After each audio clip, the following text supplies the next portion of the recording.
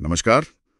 आज हम महाभारत के एक ऐसे बहुत ही निर्णायक मोड़ पर बात करने वाले हैं जिसने इतिहास की पूरी दिशा ही बदल दी।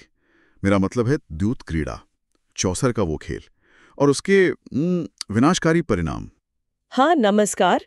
ये घटना हमें महाभारत, द्यूत क्रीड़ा और द्रौपदी का अपमान जैसे स्रोतों से पता चलती है और ये दिखाती है कि कैसे एक खेल, सिर्फ एक खेल, पांडवों को अर्श से फर्श पर ले आया। बिल्कुल।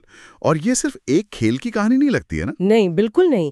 इसमें तो धर्म है, अधर्म है, ईर्ष्या, क्रोध, विवशता, मतलब कितनी सारी मानवीय भावनाएं जुड़ी हैं। और सबसे बड़ी बात, यहीं से वो कुरुक्षेत्र के महायुद्ध के बीज पड़े। तो आज हमारा मकसद यही है कि इस जटिल कहानी को, इसके हर पहलू को थोड़ा सरल शब्दों में समझें। हाँ, परत दर परत खोलें इसको। तो चलिए शुरू करते हैं। ये विनाश लीला आखिर शुरू कैसे हुई, कहाँ से? इंद्रप्रस्थ से। हाँ। कहानी की जड़ वही है, पांडवों का वो अद्भुत राजमहल इंद्रप्रस्थ में, मय सभा। अच्छा, मय सभा। हाँ, सुना है बहुत। उसकी भव्यता, उसका ऐश्वर्य, वो देखकर दुर्योधन के मन में जलन की आग भड़क उठी। बिल्कुल। वो पांडवों की उस समृद्धि को बर्दाश्त नहीं कर पाया। हाँ, वो किस्सा भी है ना कि कहीं फर्श पानी ऐसा दिखता था, कहीं पानी फर्श जैसा। बिल्कुल।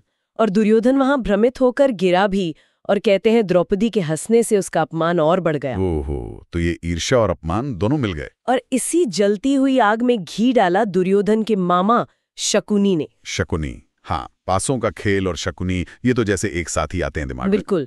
गांधार का राजा और पासों का माहिर, या कहें कि धूर्त खिलाड़ी। उसने दुर्योधन की ईर्ष्या को हवा दी और एक बहुत ही कुटिल योजना बनाई चौसर के खेल की। और धृतराष्ट्र, उन्होंने मान लिया। शकुनी ने धृतराष्ट्र को उकसाया, और धृतराष्ट्र तो पुत्र मोह में वैसे ही थोड़े कमजोर थे। तो नतीजा ये हुआ कि युधिष्ठिर को हस्तिनापुर आने का न्योता भेजा गया, एक मैत्रीपूर्ण चौसर खेल के लिए। मैत्रीपूर्ण, वाह। युधिष्ठिर तो धर्मराज थे, उन्हें तो पता होगा कि जुआ कितना बुरा है, फिर वो गए क्यों? हाँ, ये एक बड़ा सवाल है। वो जानते थे कि जुआ विनाश का रास्ता है, लेकिन यहाँ एक धर्म संकट था। एक तो राजा का निमंत्रण, हाँ, उसे ठुकराना अपमान होता। और दूसरा क्षत्रिय धर्म। किसी चुनौती से पीछे हटना ये उनके लिए संभव नहीं था। पर क्या सिर्फ यही वजह थी? मतलब आप कह रहे हैं कि शायद युधिष्ठिर खुद भी खेलना चाहते थे, अपनी किस्मत आजमाना? देखिए, ये कहना मुश्किल है, पर मानवीय स्वभाव है। हो सकता है धर्मराज होने का दबाव, या ये विश्वास कि धर्म हमेशा साथ देगा, या शायद थोड़ा अति आत्मविश्वास उन्हें खेल की तरफ खींच ले गया हो। हो सकता है। खैर, कारण जो भी हो, वो गए अपने भाइयों और द्रौपदी के साथ हस्तिनापुर। हाँ, एक ऐसे जाल की तरफ जिसका उन्हें अंदाजा भी नहीं था। तो हस्तिनापुर में सभा लगी, माहौल कैसा रहा होगा? तनाव तो होगा ही। जाहिर है, एक तरफ पांडव, दूसरी तरफ दुर्योधन, दुशासन और वो शकुनी अपनी कुटिल मुस्कान के साथ। खेल शुरू हुआ और दुर्योधन ने पहली चाल चली, मेरी तरफ से मामा शकुनी खेलेंगे। यहीं से गड़बड़ शुरू हुई। बिल्कुल, छल का अध्याय यहीं से शुरू हुआ। शकुनी के पास से, वो कहते हैं ना, सिर्फ उसकी मर्जी से चलते थे। हाँ, सुना है कि वो इशारों पर चलते थे। और युधिष्ठिर, वो शायद खेल के नियमों में, धर्म में इतने बंध गए कि उन्होंने इस छल को अनदेखा कर दिया या कर नहीं पाए। और फिर वो हारने लगे, एक के बाद एक दाव। हाँ, पहले मणिमाणिक्य, सोना चांदी, धन संपत्ति, सब कुछ। फिर बारी आई उनके प्रिय राज्य इंद्रप्रस्थ की। शकुनी ने पासे फेंके और इंद्रप्रस्थ भी चला गया। ओह, यहीं रुक जाना चाहिए था, पर वो रुके नहीं। नहीं, शायद जुए का नशा या हार की ग्लानि शकुनी ने उकसाया और युधिष्ठिर ने अपने भाइयों को दांव पर लगाना शुरू कर दिया। अपने भाइयों को? नकुल, सहदेव? हाँ, नकुल, सहदेव, फिर अर्जुन और भीम, एक एक करके वो अपने वीर भाइयों को भी हार गए। ये तो सोचकर ही अजीब लगता है। कल के सम्राट आज दास बन रहे थे। और अंत में उन्होंने खुद को भी दांव पर लगा दिया और स्वयं को भी हार बैठे। सब कुछ खत्म। लेकिन दुर्योधन और शकुनी के लिए शायद ये काफी नहीं था। नहीं, उनकी क्रूरता की कोई हद नहीं थी। जब युधिष्ठिर खुद को हार गए, तब शकुनी ने वो बात कही जो शायद किसी ने सोची भी ना हो। उसने युधिष्ठिर को उकसाया। क्या कहा? कहा, अभी भी तुम्हारे पास एक रत्न बाकी है, तुम्हारी पत्नी द्रौपदी, उसे दांव पर लगाओ और सब कुछ वापस जीत लो। द्रौपदी को? ये सुनकर तो सभा में सन्नाटा छा गया होगा। बिल्कुल। युधिष्ठिर हिचकिचाए। शायद उन्हें अपनी गलती का एहसास हुआ हो, पर उस पल विवेक पर शायद हार का नशा हावी था। बहुत भारी मन से उन्होंने द्रौपदी को भी दांव पर लगा दिया। और वो हार गए। छल के पासों ने अपना काम किया। युधिष्ठिर द्रौपदी को भी हार गए। ये तो महाभारत का सबसे काला अध्याय माना जाता है। हाँ, और इसके बाद जो हुआ वो और भी भयानक था। जीत के नशे में चूर दुर्योधन ने सारी मर्यादाएं तोड़ दी। उसने अपने भाई दुशासन को आदेश दिया। क्या आदेश? जाओ, हमारी दासी द्रौपदी को सभा में लेकर आओ। दासी? एक सम्राज्ञी को? हाँ, और दुशासन वो बिना सोचे समझे रनिवास गया और द्रौपदी को बालों से पकड़कर घसीटते हुए उस भरी सभा में ले आया। हे भगवान, ये कितना अपमानजनक रहा होगा, वो भी उन सबके सामने। भीष्म, द्रोण, कृपाचार्य। हाँ, वही तो। कुरुवंश के बड़े बूढ़े ज्ञानी वीर सब वहीं थे। उनके सामने कुरुवंश की बहू का ऐसा अपमान। लेकिन द्रौपदी ने इस अपमान में भी अपना साहस नहीं खोया। उन्होंने क्या किया? उन्होंने रोने पीटने के बजाय उस भरी सभा से एक सीधा सवाल पूछा, धर्म का सवाल। क्या सवाल था वो? उन्होंने पूछा, आर्यपुत्रों, सभासदों, मैं आपसे धर्म का प्रश्न पूछती हूँ। जो व्यक्ति पहले स्वयं को हार चुका हो, क्या उसे किसी और को, अपनी पत्नी को, दांव पर लगाने का अधिकार है? गहरा सवाल, बहुत ही गहरा। इसने तो सबको निरुत्तर कर दिया होगा। बिल्कुल। ये सिर्फ उनकी अपनी पीड़ा नहीं थी, ये धर्म, नैतिकता, न्याय सबका सवाल था। तो क्या जवाब मिला? किसी ने कुछ कहा? भीष्म ने, द्रोण ने? यही तो विडंबना है। सभा में बैठे बड़े बड़े ज्ञानी वीर भीष्म, द्रोण, कृपाचार्य सब चुप रह गए, सिर शर्म से झुक गए। पर किसी ने द्रौपदी के पक्ष में या उस सवाल के जवाब में स्पष्ट रूप से कुछ नहीं कहा। ये चुप्पी, ये तो शायद उस अपमान से भी बड़ा अधर्म था। हाँ, कह सकते हैं। ऐसा लगा जैसे व्यक्तिगत निष्ठा या पद का मोह या शायद सत्ता का डर वो न्याय की आवाज से बड़ा हो गया। और कर्ण, उन्होंने भी कुछ कहा था शायद। हाँ, कर्ण ने इस मौके पर द्रौपदी का और उपहास उड़ाया, उन्हें दासी कहा, उनके 5 पति होने पर ताने कसे। उनकी अपनी कड़वाहट थी जो इस मौके पर बाहर आई। और फिर दुर्योधन ने वो आदेश दिया जो सारी हदें पार कर गया। हाँ, उसने दुशासन को द्रौपदी को निर्वस्त्र करने का आदेश दिया, भरी सभा में। ये तो अकल्पनीय है। हाँ, दुशासन आगे बढ़ा, द्रौपदी की साड़ी खींचने लगा। उस असहाय भयानक क्षण में द्रौपदी ने भगवान श्री कृष्ण को पुकारा। और तब वो चमत्कार हुआ। हाँ, कहते हैं श्री कृष्ण की कृपा से वो साड़ी अनंत हो गई।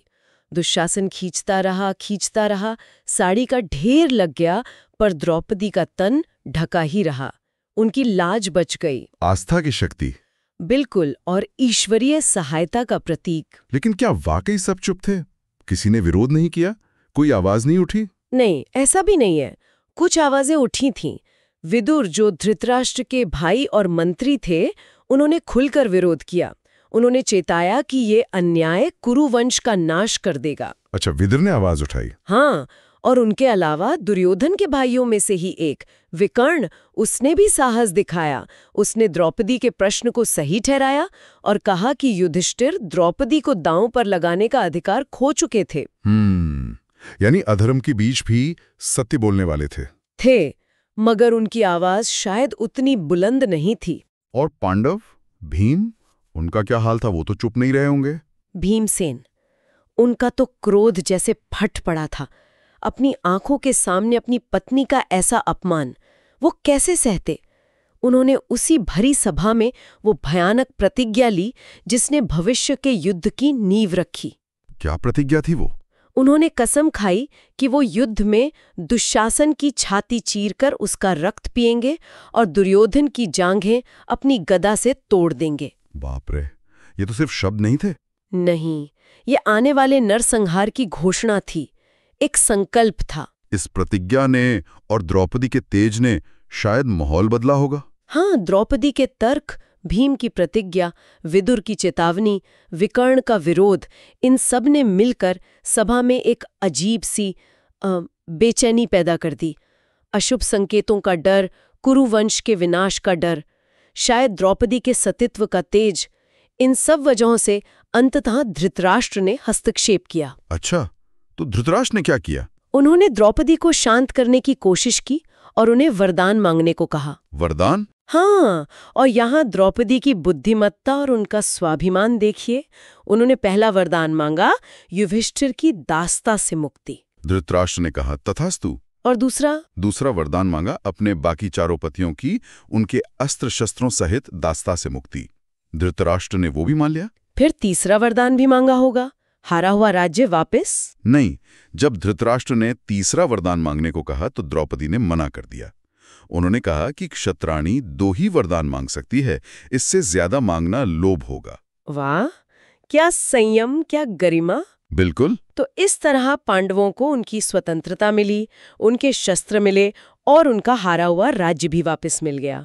वो अपमान का भारी बोझ लिए हस्तिनापुर से निकले। तो सब ठीक हो गया, कहानी खत्म। काश ऐसा होता तो महाभारत ना होती। दुर्योधन और शकुनी इतनी आसानी से कहाँ मानने वाले थे। ओह, तो फिर क्या हुआ? पांडवों के जाने के बाद उन्होंने फिर धृतराष्ट्र को भड़काया, कहा कि भीम अपनी प्रतिज्ञा पूरी करेगा, पांडवों को ऐसे जाने देना ठीक नहीं, खतरा है। और धृतराष्ट्र फिर मान गए। पुत्र मोह। हाँ, पुत्र मोह में अंधे धृतराष्ट्र एक बार फिर उनकी बातों में आ गए। पांडवों को रास्ते से ही वापस बुलवा लिया गया। फिर से चौसर। हाँ, एक और आखिरी बार चौसर खेलने के लिए। और युधिष्ठिर, पता नहीं क्यों, नियति कहें, वचन का बंधन कहें या जुए की लत, वो फिर खेलने को तैयार हो गए। इस बार क्या शर्त थी? इस बार शर्त और भी ज्यादा कठोर थी। जो हारेगा उसे 12 साल का वनवास भोगना होगा। 12 साल? और उसके बाद 1 साल का अज्ञातवास, मतलब छुप कर रहना होगा, बिना पहचाने गए। और अगर उस 1 साल में पहचान लिए गए तो फिर से 12 साल का वनवास। ये तो बहुत ही कठिन शर्त थी। और नतीजा वही रहा। शकुनी के छल के आगे युधिष्ठिर फिर हार गए। यानी वनवास। हाँ, यहीं से शुरू हुआ पांडवों का वो 12 साल का वनवास और 1 साल का कठिन अज्ञातवास, राजपाट छोड़कर जंगलों में भटकना। तो ये पूरा घटनाक्रम, दुर्योधन की ईर्ष्या, शकुनी का षड्यंत्र, वो खेल, द्रौपदी का अपमान, बड़ों की चुप्पी, भीम की प्रतिज्ञा और फिर ये वनवास। हाँ, यही वो सब कड़ियां थी जिन्होंने मिलकर कुरुक्षेत्र के महायुद्ध का मंच तैयार किया। यहीं धर्म और अधर्म आमने सामने आ गए। भविष्य के टकराव की नींव यहीं रखी गई। इस एक घटना ने कितने सारे सवाल खड़े कर दिए। धर्म संकट में बड़ों की भूमिका क्या हो, अन्याय के सामने खड़े होने का साहस कितना जरूरी है, आस्था की शक्ति क्या कर सकती है, और कैसे कैसे अपमान और बदला विनाश को जन्म देते हैं। बिल्कुल, ये सिर्फ एक कहानी नहीं है, ये तो मानवीय कमजोरियों, नैतिक दुविधाओं और उनके कितने दूर तक जाने वाले परिणाम हो सकते हैं, उसका एक गहरा पाठ है। तो ये थी कहानी उस चौसर के खेल की।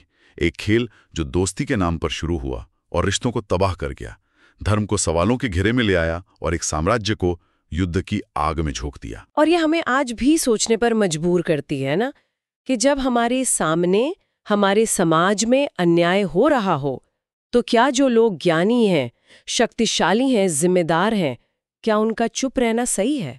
क्या व्यक्तिगत वचन या निष्ठा या मजबूरियां वो सामूहिक न्याय और सच से बड़े हो सकते हैं? ये सवाल है जिसका जवाब शायद हर इंसान को, हर पीढ़ी को अपने अंदर खोजना होगा। विचार कीजिएगा।